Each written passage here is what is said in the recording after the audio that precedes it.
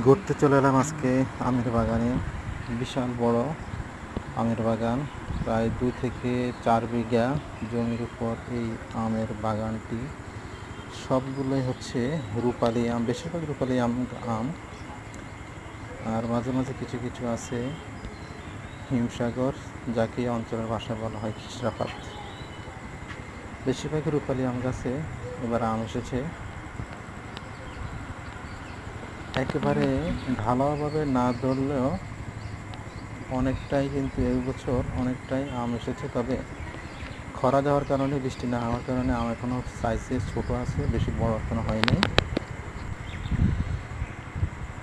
দেখতে কিন্তু খুবই চমৎকার লাগে। আসলে গাছগুলো কিন্তু বেশি বড় না, গাছগুলো ছোট ছোট গাছ।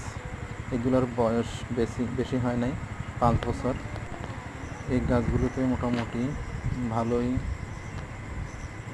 ফলন হয়েছে, ভালোই আমের বাম্পার ফলন এসেছে।